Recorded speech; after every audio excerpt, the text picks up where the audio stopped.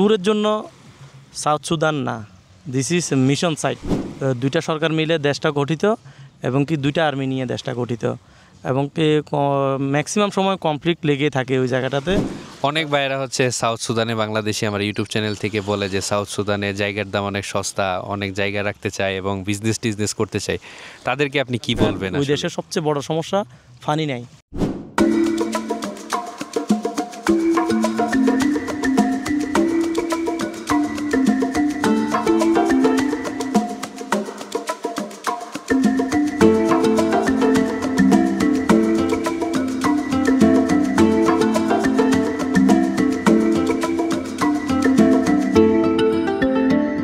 আসসালামু আলাইকুম reveal উগান্ডাবাসী। Lake ভিক্টোরিয়ার পাশে বসে আছি কাজী আবু সালেক ভাইকে নিয়ে ফ্রম চিটাগং। অ্যান্ড ভাইয়ের ইন্টারভিউ করবো এখন। ভাই হচ্ছে পাশের দেশ সাউথ সুদানে ইউএন মিশনে আছে। সো সর্বোপরি ভাইয়ের সাথে অনেক গল্প হবে, আড্ডা হবে। আপনারা যারা সাবস্ক্রাইব করেন নাই চ্যানেলটা কিন্তু সাবস্ক্রাইব করে নেবেন। সো ভাই আপনার পরিচয়টা যদি একটু দিতেন খুব সংক্ষেপে। আমার নাম কাজী আবু সালেক ফ্রম চট্টগ্রাম। তো ভাইয়ের কাছে একটু জানতে চাইবো যে সাউথ সুদানের অবস্থাটা কি বর্তমানে? সাউথ সুদানে বিজনেস অপরচুনিটি আছে কি না, বা সাউথ সুদানে বাংলাদেশি কীরকম আছে, এই বিষয়টা নিয়ে একটু বলুন। হ্যাঁ, সাউথ সুদানে ভাই যেটা বললো বিজনেস অপরচুনিটি আসলে তেমন একটা ভালো পরিস্থিতি না, কারণ ওদের অর্থনীতি খুবই দুর্বল। আর দ্বিতীয়ত হয়েছে যে কি ওখানকার পরিবেশ দিক দিয়ে তেমন ভালো না, ওয়েদারটা ভেরি হট। আর দ্বিতীয়ত হয়েছে ওই দেশটা ক্রাফটেডে আর ভেরি ডেঞ্জারাস। বলছিলেন দুইটা সরকার আছে ওইটা? হ্যাঁ, ওখানকার দুইটা সরকার মিলে দেশটা গঠিত এবং কি দুইটা আর্মি নিয়ে দেশটা গঠিত এবং কি ম্যাক্সিমাম সময় কনফ্লিক্ট লেগে থাকে ওই জায়গাটাতে, খুবই ডেঞ্জারাস। তবে ট্যুরের জন্য সাউথ সুদান না, দিস ইজ মিশন সাইট। আচ্ছা, সো বলছিলাম সাউথ সুদানের কথা। তো ভাইয়ের কাছে একটু জানতে চাইবো, ওইখানে আসলে আপনারা যে মিশনে ছিলেন, আপনি কতদিন ধরে মিশনে আছেন ওইখানে? আমরা আসছি 1 বছরের জন্য, বাট আমার 10 মাস শেষ, আর 2 মাসের মতো আসছি। বাকিটা নির্ভর করতেছে জাতিসংঘের উপরে আর কয়দিন রাখবে। তবে এগ্রিমেন্ট আমাদের 12 মাসের, হয়তো 2-1 মাস বেশি হতে পারে, কম না, 2-1 মাস বেশিও হতে পারে, এটা বলা যাচ্ছে না আর কি, এটা জাতিসংঘের উপরে নির্ভর করতেছে। আচ্ছা, অনেক ভাইয়েরা হচ্ছে সাউথ সুদানে বাংলাদেশি আমার ইউটিউব চ্যানেল থেকে বলে যে সাউথ সুদানে জায়গার দাম অনেক সস্তা, অনেক জায়গা রাখতে চায় এবং বিজনেস করতে চায়। তাদেরকে আপনি কি বলবেন আসলে একটু? হ্যাঁ, জায়গা অ্যাভেলেবেল, অনেক বড় রাষ্ট্র, তবে কিন্তু থাকার মতো পরিবেশগত দিক দিয়ে সাউথ সুদান এতটা ভালো না, কোনো দিক দিয়ে না। বিশেষ করে ওখানকার ওই দেশের সবচেয়ে বড় সমস্যা পানি নাই, কোথাও আপনি সহজে পানি পাবেন না, খাওয়ার পানি তো ভেরি ডিফিকাল্ট, এই আর কি। ওখানকার থাকার মতো আমার মতো পরিবেশ ওখানকার নাই।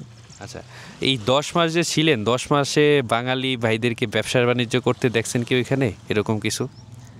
না, মোস্টলি মনে হয় 2-1 জন, রেয়ার, ভেরি রেয়ার, 2-1 জন পাওয়া যায়, বাট নাই বললেও চলে আর কি, 2-1 জন, এটা গোনার ধরার মতো। বললেন যে ইন্টারনেট, হ্যাঁ, যেটা একজন আমাদের এখানকার আছে, ওটা হলো যে একজনই পুরা সাউথ সুদানে ইন্টারনেট সার্ভিস দেয়, জোবা নেট যেটা বলে। আর তেমন কোনো ইয়া নাই, হয়তো বাঙালি 2-4 জন পাবেন আপনি। কোনো মার্কেট নামের একটা জায়গা আছে, ওই কোনো মার্কেটে গেলে হয়তো 2-4-5 জন বাংলাদেশি ব্যবসায়ী পাবেন, আর নয়তো বাংলাদেশি ওখানে তেমন একটা দেখা যায় না সাউথ সুদান। আচ্ছা, সো সাউথ সুদান থেকে ইউগান্ডাতে কিভাবে আসলেন, এই জিনিসটা একটু যদি বলতেন। হ্যাঁ, আমি সাউথ সুদান থেকে উগান্ডা আসার উদ্দেশ্য হয়েছে আমি এখানে স্টে করব 3 or 4 days, দেন সৌদি আরব যাব ওমরার উদ্দেশ্যে। ওই জন্য ওই প্রেক্ষিতে আমি এখানে স্টে করা এবং কি পাশে উগান্ডাটা ভিজিট করা হয়ে গেল, এটা আর কি।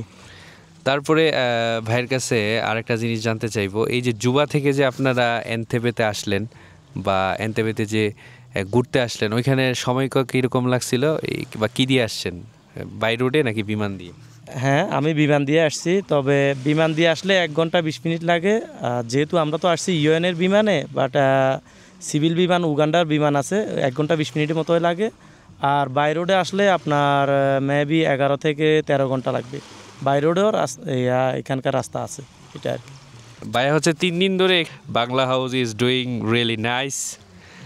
সো ভাইয়া, উগান্ডাতে এই যে 3 দিন আপনি আসলেন, 3 দিনে এসে সর্বোপরি ওভারঅল আপনার কেমন লাগতেছে আসলে উগান্ডাটাকে? আমরা বাঙালিরা যেরকম উগান্ডাকে একটা ট্রল হিসাবে ব্যবহার করি, এক্স্যাক্টলি কি উগান্ডা কি এরকম আসলে? উগান্ডাকে নিয়ে ট্রল করার যোগ্য কি উগান্ডা আসলে? মানে কেমন লাগতেছে আপনার, একটু বিষয়টা বলেন। হ্যাঁ, এই উগান্ডাটা আসলে আমরা বাংলাদেশে যেভাবে ট্রল করি, আসলে এখানে আসলে না আসলে বুঝতে পারবেন না, এখানে তার সম্পূর্ণ ভিন্ন রূপ। কারণ এটা ওয়েদার এবং কি এটার পারিপার্শ্বিকতা খুবই সুন্দর, না দেখলে বোঝা যাবে না। আর এই আর কি।